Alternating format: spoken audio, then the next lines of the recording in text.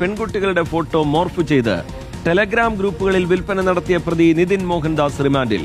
Instagram പ്രൊഫൈലുകളിൽ നിന്ന് photo download ചെയ്ത് പ്രചരിപ്പിക്കുന്നു എന്ന രാമനാട്ടുകര സ്വദേശിനിയുടെ പരാതിയിലാണ് നടപടി. ഇൻസ്റ്റഗ്രാം പ്രൊഫൈലുകളിൽ നിന്ന് ഫോട്ടോ ഡൗൺലോഡ് ചെയ്ത് ടെലഗ്രാം ഗ്രൂപ്പുകളിൽ വിൽപ്പന നടത്തുന്നതാണ് പ്രതിയുടെ രീതിയെന്ന് പോലീസ് കണ്ടെത്തി. മോർഫ് ചെയ്ത ചിത്രങ്ങൾ വിൽപ്പന നടത്തിയ വാർത്ത റിപ്പോർട്ടർ പുറത്തു കൊണ്ടുവന്നതിന് പിന്നാലെയാണ് നടപടി.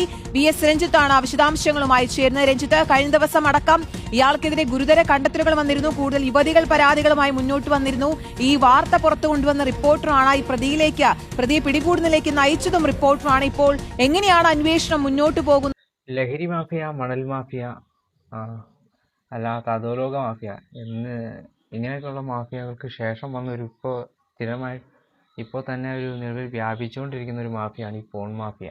പ്രത്യേകിച്ച് ടെലിഗ്രാമിൽ കൂടെ വിൽപ്പനയായിട്ട് വിൽക്കുന്നത്. അതായത് ഇപ്പോൾ ഇതിനെതിരെ ആയിട്ട് ശക്തമായിട്ട് ശരിക്കും വന്ന ഈഗിൾ ഗെയിം ആണെന്ന് തോന്നുന്നു. പിന്നെ ഇപ്പോൾ വേദലക്ഷ്മി ഇറങ്ങിയിട്ടുണ്ട്. അപ്പോൾ ഒരു കാലത്ത് ടെലിഗ്രാമിൽ നമ്മളൊരു ചുമ്മാ ഒരു ഫോട്ടോ ഇട്ട് കഴിഞ്ഞാൽ, ഏതൊരു പെൺകുട്ടിയുടെ ഫോട്ടോ ഇട്ട് കഴിഞ്ഞാൽ മാന്യമായിട്ട് ഡ്രസ്സ് അടിച്ചിട്ടുണ്ടെങ്കിൽ തന്നെ അതിനെ വികൃതമാക്കി വെറുതെ മോർഫ് ചെയ്തും ഇങ്ങനെ ചരക്ക് അത് പൈസയ്ക്ക് വിൽക്കുന്നുണ്ടെന്നാണ്. ഒരു ചിത്രം എടുത്ത് വിൽക്കുന്നുണ്ട്. അതായത് നമ്മളൊരു മുകളിൽ ഫോട്ടോ എടുത്ത് ഏതെങ്കിലും പെൺകുട്ടിയുടെ ഫോട്ടോ എടുക്കുകയാണെങ്കിൽ അതിനെ നഗ്നയാക്കിയിട്ട് അത് വിൽപ്പനയ്ക്കായി വിൽക്കുന്നതായിട്ടാണ് അന്നൊക്കെ ഈഗിൾ ഗെയിമൊക്കെ പറയുന്നത്. അന്ന് ഈഗിൾ ഗെയിമൊക്കെ അതിനെതിരെ വന്നത്.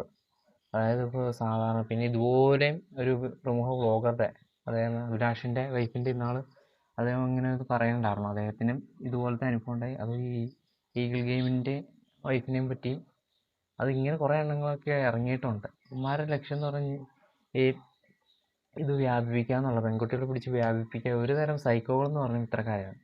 കാരണം പറഞ്ഞാൽ ഇപ്പോഴും ധൈര്യമായിട്ട് പോൺ സൈറ്റുകൾ അവൈലബിൾ ആണെങ്കിൽ പോലും ഇപ്പോഴും